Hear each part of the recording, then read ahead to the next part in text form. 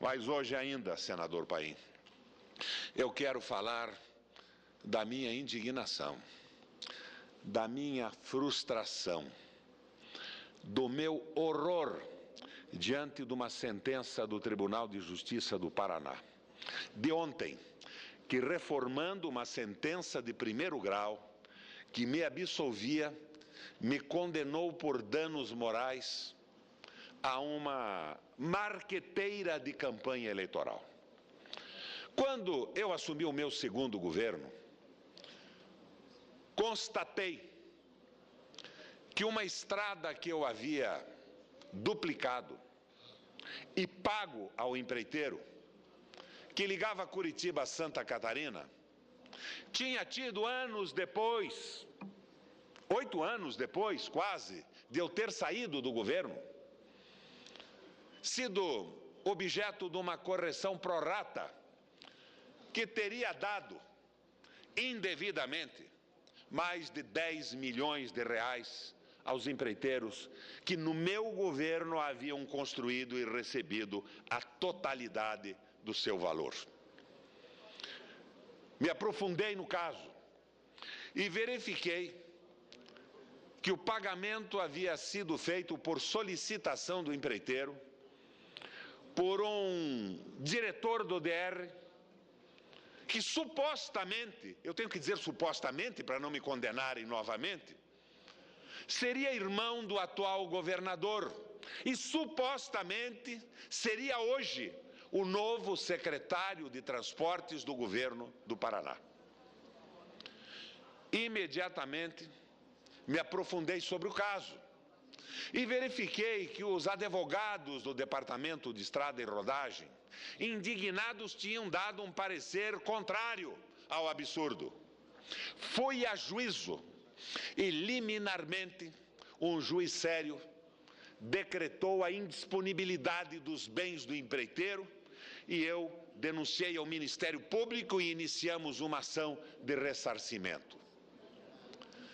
O empreiteiro me procurou, foi à minha casa, sozinho, e me disse que ele realmente não tinha recebido aqueles 10 milhões e pouco, que tinham solicitado a ele que fizesse o pedido para que esses recursos pagassem a campanha de um candidato ao governo, que supostamente seria o Beto Richa, hoje governador. Pois muito bem. E que o pedido tinha sido feito por 3 pessoas, inclusive das minhas relações pessoais, e que eu não deveria denunciá-lo. Ora, é claro que fiz a denúncia, é claro que fui ao Ministério Público, é claro que seus bens foram tornados indisponíveis. E eu fui à escola de governo, que se reunia toda terça-feira no auditório do Museu Oscar Niemeyer, televisada para todo o Brasil, e expus o que eu sabia: pagamento indevido, advogado do DR com um parecer contrário, pagamento sendo feito assim mesmo pelo diretor do DR, e relatei a conversa com o empreiteiro, quando ele me revelava que tinha ficado apenas com o dinheiro dos impostos e que tinha entregado os recursos diretamente à marqueteira da campanha do candidato a governador Beto Richa. A declaração não é minha, é dele. E eu a fiz no plenário da escola de governo para conhecimento do Ministério Público. Muito bem. Até hoje, senador Paim, esse processo não terminou. A justiça anda lenta com ele. Mas, de repente, não mais que de repente, a marqueteira, sobre a qual eu não tinha feito nenhuma acusação, porque ela não tinha nenhuma responsabilidade em saber a origem do dinheiro que lhe pagavam, entra pelo advogado do grupo com uma ação de danos morais contra mim. Esta ação foi liquidada em primeira instância. A juíza disse, no caso da marqueteira, o governador não lhe atribuiu nenhum crime, apenas disse que ela tinha sido o destino dos recursos mal havidos da Secretaria de Transportes. Muito bem. A sentença ontem foi revista por 3 juízes e eu fui condenado a pagar uma indenização de R$25 mil por danos morais de uma acusação que não fiz. O que dizem os advogados da marqueteira seriam corrigidos pelo tempo a cerca de R$60 mil. 4, 5 meses do salário de um senador. Eu tenho que deixar aqui clara a minha frustração, a minha indignação, porque eu tenho sido, por várias vezes, condenado por danos morais, simplesmente pelo esforço, pela obrigação de denunciar lesões ao erário do Estado do Paraná. O denunciante é condenado, a denúncia é paralisada na Justiça. E muitas vezes, quase todas as vezes, em todas as absurdas condenações, os juízes dizem: mas se o processo ainda não terminou, se os supostos ladrões não foram como ladrões confirmados em sentença irrecorrível em instância final, o Requião não podia ter feito a denúncia e os chamado pelo nome ladrões, pois ladrões do erário são o que são. Estou sendo condenado. E a mídia publica essas sentenças como mais uma derrota do governador Requião pelo crime de defender o erário do Estado do Paraná. A minha indignação é grande, a minha frustração é absoluta. Não é possível que o judiciário e as elites continuem favorecendo a corrupção e a impunidade, condenando os que denunciam e brigam pela moralidade, como fiz durante toda a minha vida pública. Alguém me dizia agora no gabinete: Requião, você vai ser processado novamente. Você é processado por quê? Pela continuidade de uma conduta antiga? Talvez, senador Cristóvão, processado porque acho rigorosa e absolutamente indesculpáveis as consultorias do ministro Palocci? Porque talvez eu venha à tribuna, como já fiz, mais uma vez agora, dizer que tinha o Estado do Paraná um litígio com o Banco Itaú, e que esse litígio não se resolvia, mas que a opinião de todos os ministros e autoridades do governo federal era a favor do Estado do Paraná, mas isso não se resolvia a nível da Fazenda Pública. Dizer que este Senado votou uma resolução isentando o Estado do Paraná do pagamento da multa e a Fazenda da União não aceitou a resolução. Dizer que finalmente eu leio na imprensa que o ministro da Fazenda, então, e posteriormente extraordinariamente influente deputado federal, era consultor privado do Banco Itaú. Você é condenado por isso também?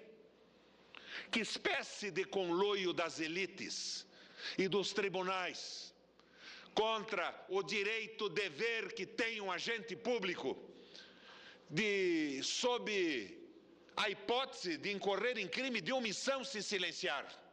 E estou sendo punido no meu patrimônio, numa espécie de bullying extraordinário, para me calar em relação ao único motivo que me trouxe à vida pública, a tentativa de ter um comportamento diferente da média, não de todos, evidentemente. Sou punido por isso. O meu patrimônio é objeto da chantagem continuada de sentenças absurdas.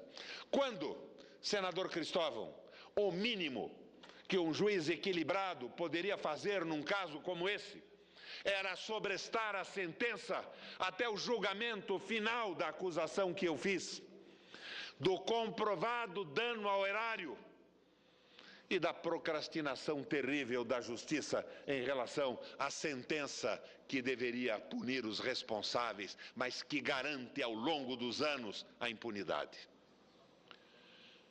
Senhores senadores, fica clara aqui a minha indignação e a minha frustração. É muito difícil fazer política com seriedade no país. Mas eu lembro aqui um poema de Sidônio Muralha, um português que saiu de Portugal fugindo da ditadura do Salazar. Parar não paro. Esquecer, esquecer não esqueço. Se caráter custa caro, pago o preço. Mas homem não tem avesso, e o peso da pedra eu comparo à força do arremesso. Um rio, só se for claro. Se tropeçar não paro e nem mereço. Se caráter custa caro, pago o preço. Vão me tomar a casa, o salário, o patrimônio acumulado em 70 anos de vida. Mas pelo menos enquanto tiver esta tribuna do Senado, a minha voz não será calada. E aos juízes que me sentenciaram no Tribunal do Paraná, não vou fazer nenhuma crítica, porque a corporação se revoltaria e mesmo os juízes sérios estariam pensando em me retalhar. Mas eu recomendo a quem quiser saber como procedem eles, uma leitura rápida nas últimas conclusões do Conselho Nacional de Justiça sobre a Justiça do Estado do Paraná. Se caráter custa caro, paga o preço. Obrigado, senador Paim, pela tolerância em relação ao tempo. Mas requeiro à mesa que esta última parte do meu discurso seja enviada ao Conselho Nacional de Justiça pela mesa do Senado Federal, para que pelo menos eles, desta vez, não possam dizer que não sabem o que ocorre no Paraná com os que defendem o erário público e a honradez no exercício de um governo. Muito obrigado, senhor presidente. Senador Roberto Requião, já respondendo a Vossa Excelência aí na tribuna, lhe asseguro que no exercício da presidência, nesse momento aqui da sessão, tomarei as providências para que o seu pedido seja atendido. Meus cumprimentos pelo pronunciamento, mostrando toda a sua indignação e um desabafo e, ao mesmo tempo, a decepção sobre aquilo que vem acontecendo no estado do Paraná.